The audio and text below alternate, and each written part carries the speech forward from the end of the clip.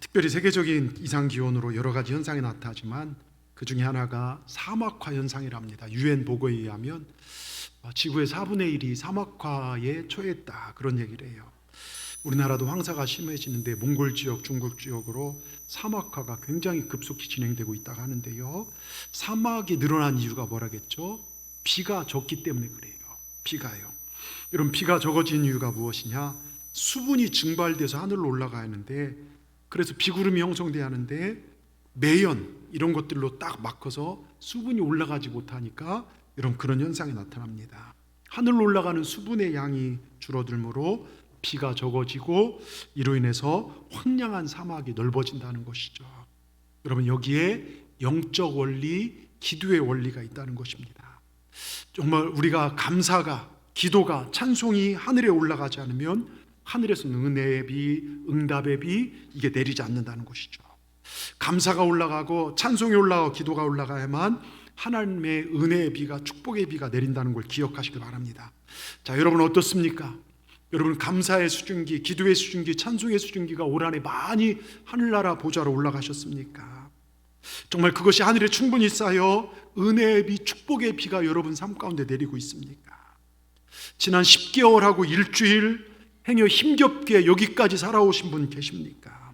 남모른 아픔 때문에 울며 불며 걸어오신 분도 계십니까? 만사 참고 버텨내기 힘겼던 분들 우리 중에 계십니까? 여러분, 힘든 언덕길을, 자전거를 정말 힘들고 올라갔어요. 근데 내려갈 때는요, 정말 편하게 내려가는 것처럼 남은 2021년 삶 정말 시원하게 편하게 내려가는 그런 여러분의 삶이 되기를 다시 한번 축원합니다. 복음성가 중에요, 지나온 모든 세월들 돌아보아도 그 어느 것 하나 주의 손길 안 미친 것 전혀 없네. 여러분, 이 고백 우리의 고백 아니겠습니까? 정말 남은 시간도 하나님이 함께 하셔서 반드시 우리는 승리하게 될 줄 믿습니다. 지난 삶을 되돌아보면 하나님의 은혜 아닌 것이 없고 남은 시간은 하나님의 도우심 없이는 살아갈 수 없다는 사실을 고백하는 것이 감사절기입니다. 하나님은 감사의 절기를 우리에게 정해셔서 정말 감사를 지키라는 것은 내가 너희를 구원한 것을 잊지 말라, 그 어려운 순간에 내가 너와 함께한 걸 잊지 말라, 광야의 전길에 함께했지, 애굽에서 너희를 구원해냈지. 여러분, 우리 인생길에 함께하신 그 주님을 잊지 마시고 감사할 때 더 큰 감사의 삶이 우리 삶께 있게 될 줄 믿습니다. 오늘은 추수감사주일입니다. 오늘 여러분 삶에 정말 감사가 넘치길 주의 이름으로 축원합니다. 입술에서 한숨과 탄식이 떠나가고 마음에선 불안과 원망이 떠나가고 생활에서 짜증이 떠나가고 감사가 풍성해지는, 감사를 회복하시는 귀한 절기가 되기를 바랍니다. 오늘 말씀을 통해서 우리가 무엇을 감사하고 어떻게 감사해야 하는지를 살펴보면서 함께 은혜를 나누길 원합니다. 첫째, 내게 구원을 베푸신 하나님께 늘 감사하십시오. 오늘 시편 118편, 사실 1절부터 29절 전체를 보아야 하지만 이 시편 118편은 여호와께 감사하라. 무엇을요? 정말 어려운 환경 속에서 나를 구원하신 하나님, 하나님의 구원하심, 그 구원을 노래하고 있습니다. 대적과 삶의 위기와 정말 구원과 영원함을 허락하신 그 하나님을 찬양하라는 것입니다. 여러분, 죄와 구원의 문제, 어느 종교도 죄와 구원의 문제를 해결한 사람은 없어요. 여러분, 잠깐만 살펴볼게요. 제가 주일날 불교 얘기를 해서 죄송하지만 대표적 종교로 우리나라 불교를 보면요, 사람들이 사실 석가에 대한 환상을 이야기하지만 석가는 순수하게 인간의 연약함을 이야기했어요. 여러분, 대승불교, 소승불교가 있지만 소승불교가 석가의 참뜻을 따른 종교이고 대승불교는 사실 석가의 가르침에 불만족한 그 뒤에 제자들이 여러 가지 사상을 붙여서 정말 인간 사상을 붙여서 초능력적인 아미타불 사상 하여튼 그런 얘기를 해요. 그런데 석가는 철저하게 죄와 구원의 문제에서 3불을 이야기합니다. 3불, 세 가지 불가능. 첫째가 뭐냐면 무연중생 제도불능이라는 거예요. 인연이 없는 중생은 제도하고 구도하지 못한다는 것이죠. 시간과 공간의 제약을 받는다는 것입니다. 멀리 떨어진 사람, 만나지 못하는 사람은 내가 그 사람을 구도할 수 없다는 것이죠. 두 번째가 업보중생 제도불능. 이미 지은 죄에 대해서는 어떻게 할 수 없다. 왜 이런 말이 나왔냐면요, 한 여인이 결혼해서 30년을 살았어요. 30 이제 결혼해 살았는데, 결혼 초창기에 한 남자가 그 아내를 남겨놓고 떠나요. 30년간 가출한 남편이 돌아와서요. 그런데 이 남편은 어떻게 할까 했더니 받아들이라고 합니다. 그런데 이 돌아온, 내게 상처 준 남편에 대해서요, 석가가 보는 앞에서 칼로 찔러 죽여요. 그걸 보면서 업보는 제도하기 힘들다. 여기서 운명론이 나오죠. 예? 그래서 주님은, 근데요, 우리 주님은 이 운명을 뛰어넘어 모든 사람을 끌어안고 구원하십니다. 세 번째가 3세 중생 제도 불능 얘기하죠. 과거, 현재, 미래의 사람들에 대해 제도하기 힘들다. 지금 사람도 제도하고 구원하기 힘든데 과거 사람, 미래 사람 어떻게 구제하는가? 그런데 우리 예수님은요, 과거고 미래고 현재고 간에 주님 앞에 나오는 모든 자의 죄를 씻어주신다는 것, 여러분 이걸 믿으시길 바랍니다. 성철 스님이 그런 얘기하죠. 죽기 전에 장자 불화 8년에 소유는 이쑤시개 하나인데, 예? 사람을 속인 뇌제가 수미산보다, 수미산 높이가 118만 미터래요. 사람이 넘을 수 없는 너무 엄청난 산이죠. 그래서 내가 아수라 지옥에 들어간다. 이런 병만 보고 8년 동안 정말 양반다리하고 정말 도만 닦고 소유한 건 이쑤시개 하나인데 내 죄가 수미산보다 높다는 것입니다. 여러분, 세상에 어느 종교도 죄와 죽음의 문제를 해결할 수 없더라 이것입니다. 그런데 오늘 성경을 보면요, 또 성경을 보면 오늘 성경 14절에 보면 그런 말씀이 써 있어요. 여호와는 나의 능력과 찬송이시오 나의 구원이 되셨도다. 15절 끝에도 여호와가 오른손이 권능을 베푸시며, 여러분 오직 하나님의 권능으로 우리가 구원을 받았다는 것입니다. 내 능력과 내 노력으로 절대로 구원을 얻을 수 없다는 겁니다. 여러분, 내 노력으로 내가 착한 일 많이 하고 방생하고 법도 지키고 구제도 한다고 천국 가는 것 아닙니다. 그럼 어떻게 구원이 이루어집니까? 내 의지와 내 노력으로 불가능했던 그 일들이 어떻게 일어날 수 있는가? 로마서 8장 3절 한번 같이 읽어보겠습니다.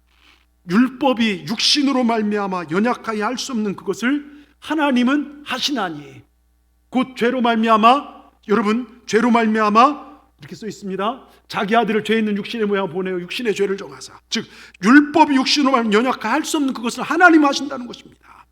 하나님께서 저와 여러분 구원하시기 위해서 하신 일이 무엇입니까? 단순히 내가 눈앞에 안 보여서 눈알 하나 내어주신 것이 아닙니다. 내 아픈 손, 내 아픈 발 대신 고쳐주신 정도가 아닙니다. 심장 같은 예수님을 뽑아서 그 예수님을 십자가에 죽이시고 우리를 살리셨습니다. 왜 우리가 피 묻은 복음이라고 말합니까?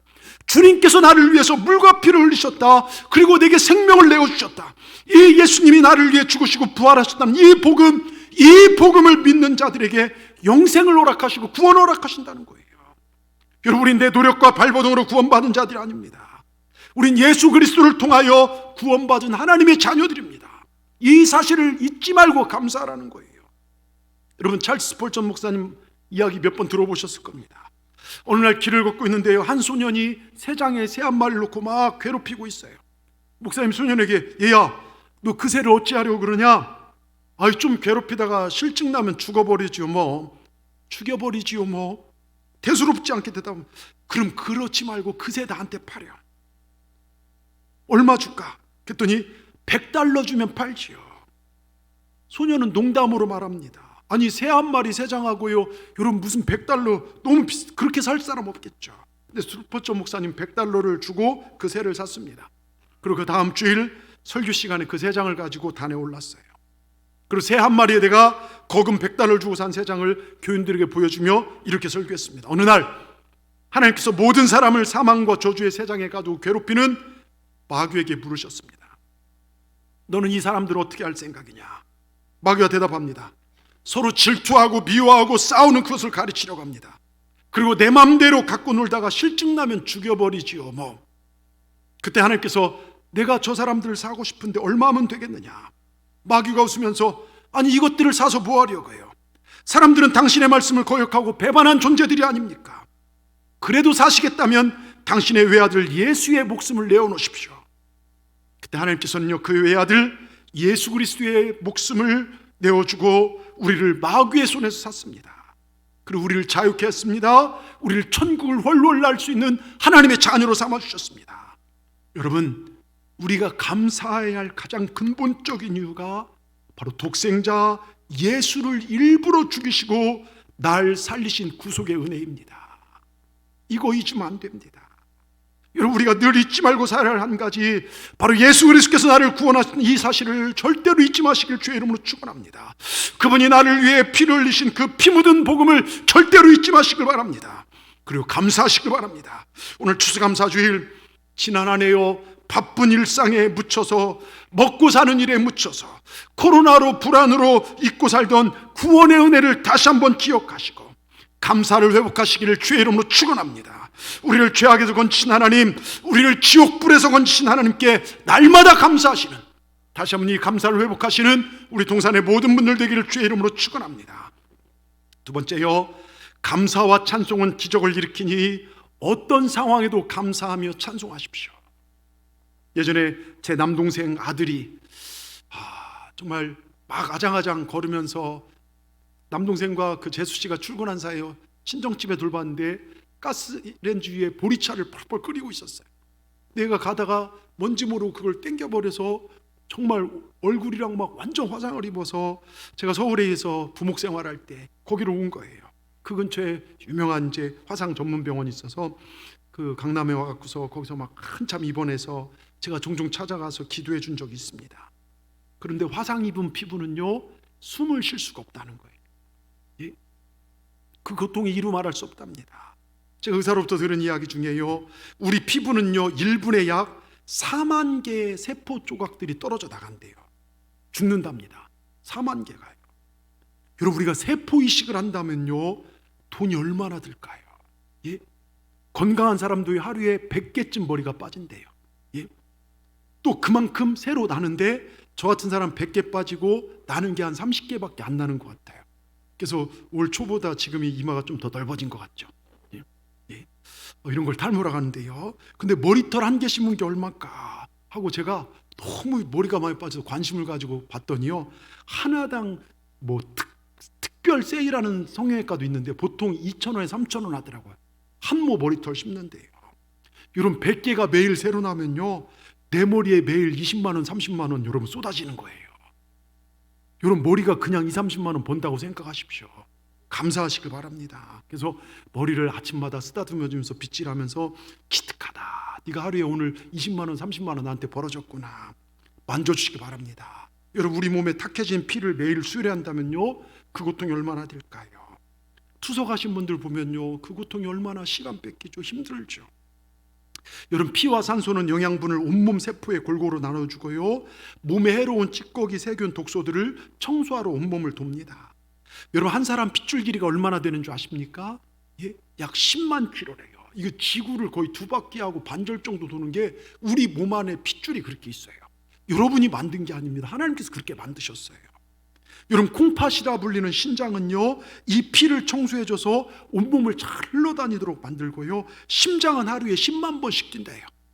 10만 번을 여러분 의지 가지고 심장아 뛰어라 해서 뛰는 분요, 그런 분 없어요. 자동적으로 뛰어집니다. 여러분, 이 모든 활동이 가능하도록 우리 몸의 모든 세포 장기에 골고루 영양을 배달하는 것이 바로 핏줄이고 피인데요, 참 신기하지 않습니까? 내가 어떤 의지를 가지고 하는 게 아닌데요, 이게 하나님의 창조 섭리라는 것이죠. 저희가 세부 있는 올랑고라는 원주민 섬에 몇 년 전에 이제 선교를 갔었죠. 밤에 전기가 끊겼습니다. 밥을 해먹기도 뭐하고, 모터도 안 되니 물도 안 나고요, 막 이따만한 도마뱀이 막 다니고요, 계단은 어둡고요. 그러다 전기가 탁 갑자기 들어오니까요 얼마나 감사한지요. 여러분, 우리가 햇빛값을요 전기값 내듯요 한다면 얼마 내야 할까요? 햇빛값이요 한 달 내내 쓰셨지 않습니까? 예? 여러분, 다 공짜예요. 하나님께서 공짜로 선물 주셨습니다. 여러분, 산소, 우리가 늘 들이마신 산소값을 내라 하신다면요 하나님께 얼마를 내고 살아야 할까요? 이거 다 공짜입니다. 병원에서 하루 산소 흡기인데 비용이요 지난번에 얘기했지만 한 30만 원 든다고 합니다. 여러분, 우리가 콧구멍으로 숨만 잘 쉬어도 하루에 30만 원 버는 거예요. 탈모랑 콧구멍, 여러분 보통 하루에 50만 원 버는 겁니다. 예? 여러분, 눈에 눈조리개 있다가 이거 홍채라고 하지 않습니까? 이게 전자동으로 달려있어서요 밝은 곳 가면 홍채가 작아져서요 잘 보게 되고, 어두운 데 가면 이게 커져서요 눈조리가 커집니다. 이게 수동으로 이걸요 밝은 곳 이걸 내가 수동으로 한다면 머리 돌아버릴 거예요. 예? 여러분 보십시오. 하나님께서 기가 막히게 우리 몸을 만들었는데요, 이 귓바퀴 다 비슷하게 바퀴가 있어요. 소리를 이렇게 모아서 고막으로 전달되는 구조로 되어 있대요. 고막은 진동과 파장을 구별해서 수많은 말들을 구별해낸다는 것이죠. 이 귀 속에는요 달팽이관이라는 게 또 있는데요, 거기에 물이 반 정도 채워져 있대요. 섬세한 잔털로 구성되어 있는데 이 액체의 흔들림을 통해서 우리 몸의 균형을 잡아줘요. 이걸 어떻게 하냐? 우리 애들, 저희 애들 옛날 책 보니까 우리 몸의 신비로운 인체 기관, 거기에 다 나와요. 예? 우리 코는요 1만 가지 이상 냄새를 맡는데요. 여러분 뭐 들창코니 내 코는 난지 이런 거 신경 쓰지 마세요. 코는 숨 쉬고 냄새 맡는 겁니다. 예? 혀는요 우리가 먹는 모든 음식의 맛을 느끼고 먹고 살아가는 행복을 느끼게 해줘요. 여러분 모든 게 기적입니다. 정말 황홀하기만 하지 않습니까? 우리 몸을 보면요 맘사가 감사할 일들입니다. 감사 먼 곳에 있는 게 아니에요. 여러분 내 몸을 쓰다듬어주며 내 머리 쓰다듬어주며 내 심장 만져주면서 내 몸, 야 감사하다, 정말 감사하다. 한번 해봅시다. 정말 감사하다. 여러분 몸 앞에 감사하시길 바랍니다. 우리 몸을 이렇게 기가 막히게 만드신 하나님을 찬양하시길 바랍니다. 그럼 왜 하나님께서 우리 몸을 이렇게 기가 막히게 만드셨을까? 이걸 얘기하려고 해요. 이사야 43장 21절, 이사야 43장 21절 같이 읽겠습니다. 시작. 이 백성은 내가 나를 위하여 지었나니 나의 찬송을 부르게 하려 함이니라. 우리를 이렇게 기가 막히게 창조한 목적이 무엇이냐? 하나님을 예배하며 찬송하기 위해서. 여러분 하나님이 가장 받고 싶어하는 것이 찬송입니다. 성도가 하나님께 드릴 수 있는 것이 최고의 것이 찬송입니다. 하나님이 나를 자녀 삼으신 목적이 바로 찬송을 받으시기 위함입니다. 우리가 우리 몸 기가 막히게 움직이도록 우리를 창조하신 목적, 하나님께 감사하고 찬송하기 위해서. 이 입술로 욕하고 이 입술로 싸우고 그러지 마시고 감사하시고 찬송하시기 바랍니다. 시편 60편 30절 31절에요 이런 고백이 있습니다. 내가 노래로 하나님의 이름을 찬송하며 감사함으로 하나님을 위대하시다 하리니 이것이 곧 소 곧 뿔과 굽이 있는 황소를 드림보다 여호와를 더욱 기쁘게 함이 될 것이라. 많은 재물과 감사함으로 많은 재물보다요 황소를 드림보다 감사함으로 기쁨으로 하나님을 찬송하는 것을 하나님이 기뻐하시더라 이것입니다. 여러분 시편 104편 33절은 여러분의 결단되기를 바랍니다. 우리 결단하는 마음으로 같이 한번 읽어보겠습니다. 시작. 내가 평생도록 여호와께 노래하며 내가 살아있는 동안 내 하나님을 찬양하리로다. 아멘. 내가 평생토록 여호와께 노래하며 내가 살아있는 동안 내 하나님을 찬양하리로다. 이게 여러분의 고백되기를 바랍니다. 죽는 그날까지, 사는 모든 날 동안 하나님께서 이 땅에서 내 생명을 허락하신 그날까지 나를 창조하신 하나님, 나를 구원하신 하나님, 그 하나님을 날마다 찬송하고 감사하시길 주의 이름으로 축원합니다. 시편 100편 4절에 감사함으로 그의 문에 들어가며 찬송함으로 그의 궁정에 들어가서 그에게 감사하며 그의 이름을 송축할지어다.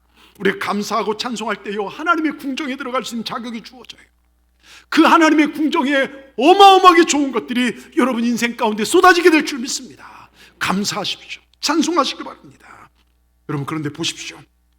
제가 전에 말씀드렸지만요 어떤 분이 우리나라 유명 가수 100명을 연구한 발표했는데요 그중 91명이 자기가 노래한 대로 인생이 됐대요. 그래서 부정적 노래를 부른 사람들은 일찍이 잘못됐대요. 예컨대 지난번 얘기했지만 목포의 눈물을 부른 그 여가수는 늘 눈물만 흘리다가 병으로 죽었대요. 예? 산장의 여인을 부른 여가수는 평생 산장에서 외롭게 살다가 스스로 생을 마감했대요. 윤심덕 씨 아시죠? 사의 찬미, 죽음의 찬미를 부르다가요 극작가 김우준과 동반 자살했지 않습니까? 차중락이란 가수는요 낙엽 따라 가버린 사랑 부르다가요 29살에 낙엽 칠 때 자기 생을 끊었답니다. 김정호 씨 간다 나는 간다 33세에 자기도 가버렸답니다. 배우 씨는요 영시의 이별을 부르고 영시에 스스로 생명을 끊었대요. 김현식은 이별의 종착역 부르고 세상과 이별을 했고요. 소녀 가수 장덕, 제가 좋아했던 가수인데요 예정된 시간을 위하여 히트시켜놓고 세상 자살했어요. 근데 반면에 독도는 우리 땅 불렀던 분은요 독도의 명예군수 됐고요. 윤항기 씨 아시죠? 윤항기 목사님, 예? 어려서 부모를 잃은 불행 속에서 동생 윤복희와 함께 살았는데요 히트곡이 뭡니까? 나는 행복합니다. 행복할 수 없는 상황에서요 주님 믿고 행복함을 찬송했고요. 목사가 되어서요 그 정말 동생도 목사가 되고 다 정말 그 윤복희 가수도 행복하게 주님을 찬양하고요. 예? 여러분 정말 송대관 씨요, 사실 인물도 별로고 말도 혀도 이상하고 발음도 그렇고요. 이런 분이 무슨 가수랄까? 근데 부르는 노래마다 별 볼 일 없는데요, 가수 생활 할 수 있을까 하다가요, 이분이 뭐 했습니까? 그렇죠, 잘하시네요. 쨍하고 해 뜰 날 돌아온단다. 이 노래로 인생의 그 뒤로부터 이제 전환기가 됐다는 것이죠. 여러분 박동진 선생님 아실 거예요.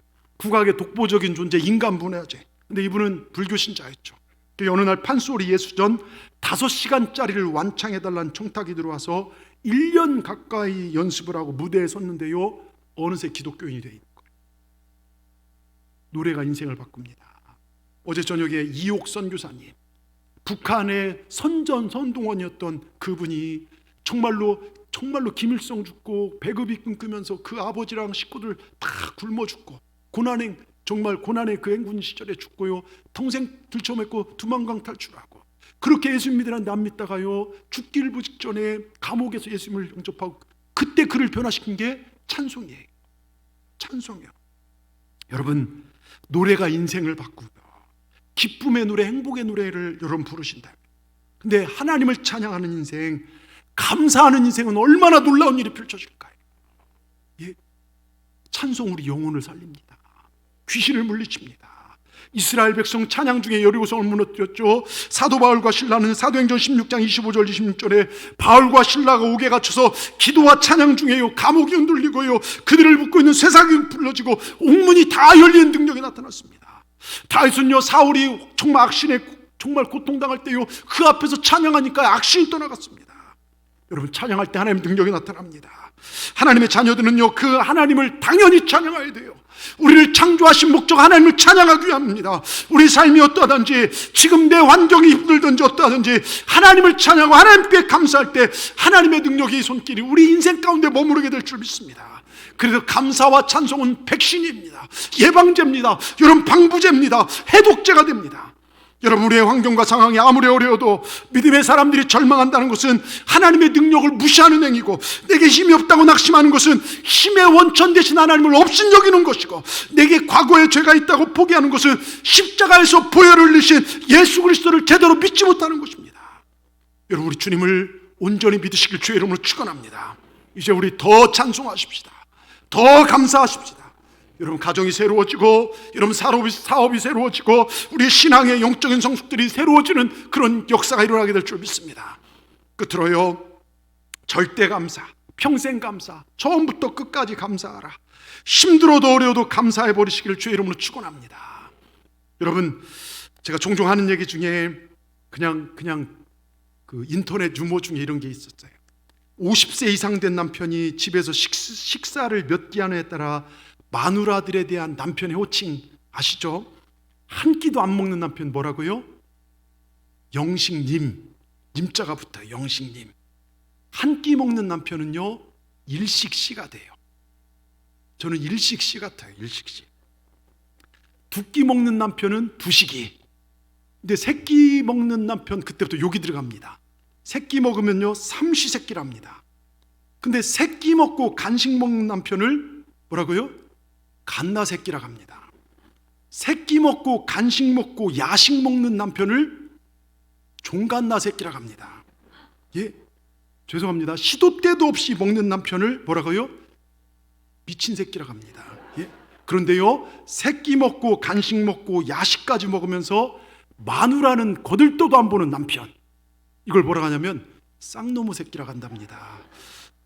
죄송합니다만 여러분, 내 남편이 감사하다, 내 아내가 감사하다 여겨질 때, 내 아내가 고맙다 여겨질 때, 그 남편, 그 아내 감사하게도 내 남편, 내 아내 되는 거예요. 감사할 때. 부모도 마찬가지예요. 우리 젊은 분들 부모에게 감사할 때 그 부모님, 내 부모님 되는 거예요. 이 교회가요, 내 교회로 받아들여지고 감사할 때 하나님의 축복이 여러분에게 임하는 겁니다. 요즘요, 교회 교인들 요나 컴플렉스에 빠져 산다는 거예요. 요나 컴플렉스. 요나 컴플렉스가 무엇이냐? 하나님의 절대적 말씀 앞에 회피한다는 거예요. 귀찮아서, 하기 싫어서, 내 생각과 맞지 않아서 그 자리, 사명의 자리 떠나요. 특별히 코로나 시기에 한국교회 예배가 참 많이 무너졌죠. 가슴이 아파요. 만교회 정도가 문을 닫아 40만 명이 교회를 떠나갔다. 그런 얘기를 들을 때마다 정말 우리 주님 얼마나 가슴 아플까. 여러분, 절대적 초월적 예배 신앙이 윤리로 바뀌었어요. 코로나 시기에 예배 당연히 안 드리는 게 사회를 위해서 윤리 차원의 접근이에요.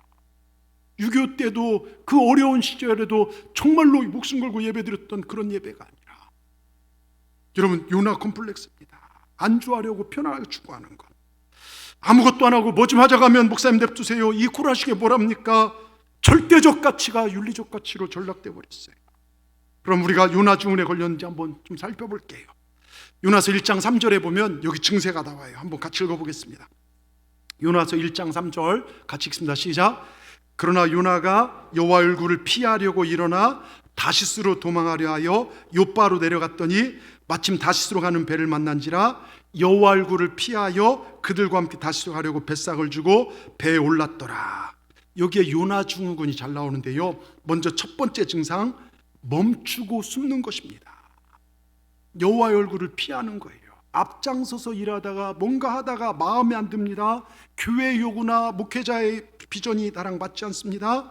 하나님은 니느웨 백성을 가서 구원하시길 원하는데 요나는 왜 우리 민족을 괴롭힌 적군을 구하냐, 이것입니다. 멸망받아야 할 저들이 멸망받아야지 왜 구하냐, 이것입니다. 그래서 마음에 안 들어서 그 자리를 피해버립니다. 교인들 중에 이런 분들 많이 계시죠. 여러분, 슬럼프나 어려움이면 운동선수는 어떻게 합니까? 배로 노력한다는 겁니다. 그것을 위해 더 노력합니다. 영적인 사람도 마찬가지입니다. 신앙생활 평탄하면 좋죠. 근데 슬럼프가 올 때가 있어요. 기도해도 안 될 때가 있어요. 힘들 때도 있어요. 여러분, 그럴 때 더 이 스피리추얼 멘탈이 내 바디를 지배해야 돼요. 영적인 생각들이 내 육신을 지배해서 기도의 자리, 기도의 현장에 여러분 있어 보시길 바랍니다. 두 번째는요, 내려가더라고요. 요나 증후군. 요나 1장 3절에 요바로 내려갔다는 것입니다. 하나님은 니느웨로 가라 가는데 요나는 요바로 내려갔어요. 하나님이 원하신 길과 반대로 내려갔더라, 이것입니다. 여러분 잘 아시죠? 예루살렘에서 여리고성으로 올라가다 강도 만났습니까? 내려가다 강도 만났습니까? 여러분, 여리고성, 예루살렘성, 하나님 예배하는 하나님의 성전, 예배의 말씀 기도해서 세상으로 내려가다가 사단의 강도 만나는 사실, 사단의 강도 만나 다 뺏긴다는 사실을 기억하시기 바랍니다. 세 번째는 잘못된 시간과 타이밍을 맞춥니다. 3절에 보니까요, 내려가더니 마침 뭐가 있습니까? 다시스로 가는 배가 있더라, 이거예요. 여러분, 이상하게 하나님부터 멀어질 때요, 기가 막힌 타이밍의 일들이 일어나는 때가 있어요. 그거 좋은 현상이 아닙니다. 여러분, 예배를 보십시오. 예배는 하나님과 약속의 시간입니다. 그런데 주일날 예배로 가는데요, 갑자기 손님이 찾아오고 갑자기 친구가 찾아오고 아주 기가 막힌 타이밍입니다. 안 그래도 지금 예배 가기도 귀찮고 별 마음도 없는데 빠지게 됩니다. 그러면 안 된다는 거예요. 여러분 기억하세요. 하나님을 등질 때부터요, 마귀는 기가 막힌 타이밍을 맞춘다는 것입니다. 그러니까 누가 찾아오거나 누가 거룩한 영적인 일을 방해하면요, 같이 교회 가자, 지금 예배하러 가자, 나랑 교회 가자, 아니면 다음에 만나자, 이렇게 결단하시길 바랍니다. 또 마지막 요나 중 하나는 잠드는 거예요. 요나서 1장 5절 끝에 보십시오. 1장 5절을 보십시오. 요나서 1장 5절, 사람들이 두려워하여 각자 자기의 신을 부르고 또 배를 가볍게 하라고 막 물건을 다 바다에 던진데 요나는 배 밑층에 들어가서 누워서 깊이 뭡니까? 잠들었다는 거예요. 세상이 호들갑 떨고 있는데요, 영적인 잠에 빠진 사람입니다. 하나님의 뜻과 상관없이 하나님 피하고자 잠든 사람입니다. 여러분, 설교 시간마다요 자는 것, 이게 하나님의 은혜일까요? 안 좋은 증후군일까요? 안 좋은 증후군이죠. 물론 너무 피곤해서 어쩔 수 없이 가끔 졸 수 있어요. 이해를 합니다. 근데 설교가 시작되면 기가 막히게 눈 딱 감는 분이 있어요. 근데 끝날 때 되면 어떻게 하는지, 끝날 때 되면 눈이 탁 떠져요. 제가 끝이라고 얘기도 안 했는데요, 영이 살아날 리가 없죠. 여러분, 예배가 아닙니다. 그냥 예배당 습관적으로 왔다 가는 거죠. 오늘 유명한 의학 박사가 설교 시간마다 도는 사람은 3년 안에 죽을 확률이 높대요. 그러니까 왜 그런가 했더니, 이렇게 시끄러운 곳에서 자는 것은, 이 불편한 자리에서 잠잔다, 그건 뭔가 몸에 심각한 증세가 있다는 것입니다. 예? 여러분, 조는 것도 성향이 있다고 그랬잖아요. 착한 사람은 긍정적으로 졸아요. 목사님 말씀 맞습니다. 아멘. 예, 옳습니다. 근데 부정적인 사람은 아닙니다. 틀렸습니다. 이렇게 부정적인 사람은요. 근데 못된 사람은요, 뭐요? 뭐 이렇게 예, 대드는 분들, 예, 오늘 교회에요 정말 열심히 일하는 여선교회 회장님, 그 권사님이 계셨어요. 여전교회 이제 여선교회 회장으로 굳은 일 힘들지 묵묵히 다 맡아서 열심히 일합니다. 정말 모범이 될 거예요. 근데 설교 때마다 이분은 잠들어요. 설교 때마다. 근데 이분은요, 긍정, 부정, 들이받는 거 따지면 이 트리오로 주무시는 분이에요. 그러니까 목사님 너무 마음 아프고 교회에 덕도 안 되고 그래서 아들, 초등학교 다니는 아들을 불렀어요. 너 예배 때마다 권사님 옆에 앉아서 졸면 어깨 좀 주물러 드리고 깨우면 아빠가 1,000원 줄 테니까 해라. 그래도 1,000원 생긴다니까 이놈이 좋아서 제가 하겠습니다. 졸 때마다 어깨 주물러 드리고 깨웠더니 5주를 안 졸더랍니다. 5주를요. 그래서 제가 5주 동안 아빠한테 5,000원을 벌었어요. 6주째인데 다시 졸더랍니다.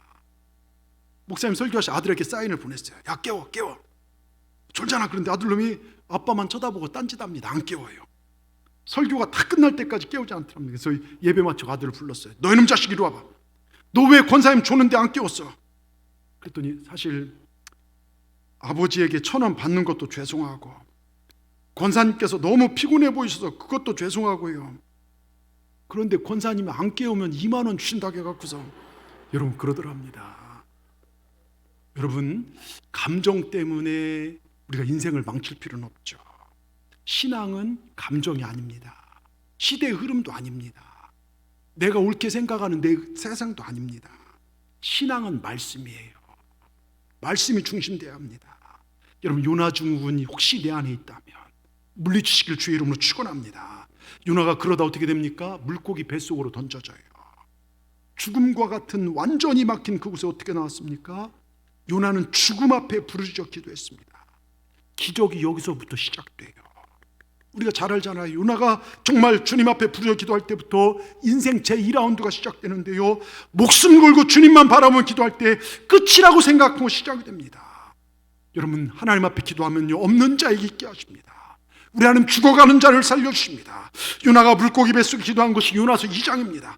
요나는 거기서 먼저 성전신앙, 교회신앙, 감사신앙이 회복되는데요, 요나서 2장 9절 10절을 보겠습니다. 우리 같이 한번 큰 소리로 보겠습니다. 나는 감사하는 목소리로 주께 제사를 드리며, 여기까지 보십시다. 감사하는 목소리로 주께 제사를 드리며. 여러분, 제사가 무엇입니까? 예배신앙입니다. 성전신앙입니다. 하나님을 떠난 자들이 살 길은 교회로 돌아오는 것입니다. 하나님 앞에 예배하는 것밖에 없습니다. 여러분, 거기에 살 길이 있습니다. 그리고 감사합니다. 요나가 감사로 이렇게 시작합니다. 여러분, 환경과 상황은 여전히 물고기 뱃속입니다.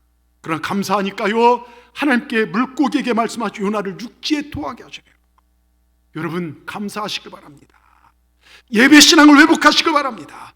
지금 내가 물고기 뱃속 같은 환경이십니까? 아무것도 보이지 않습니까? 주저하지 않고, 정말 주저앉고 싶고 아무 힘도 나지 않습니까? 사방에서 나를 죽이려는 것들이 투성입니까?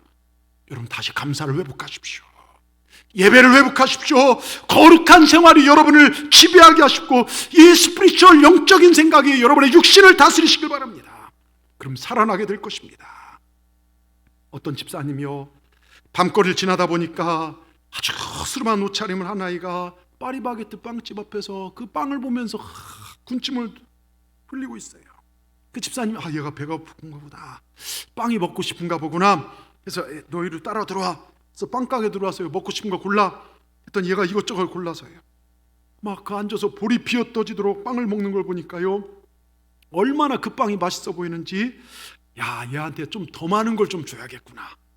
그래서 시험 삼아 그랬대요. 케이크도 사주고 더 맛있는 거, 더 빵 좀 많이 사주겠다. 그래서 시험 삼아 손을 내면, 얘야, 나도 그 빵 좀 한번 먹어보면 안 될까? 그랬더니 얘가 빵을 가슴에 탁 뭉쳐지더니 싫어요! 문 열고 도망가더래요.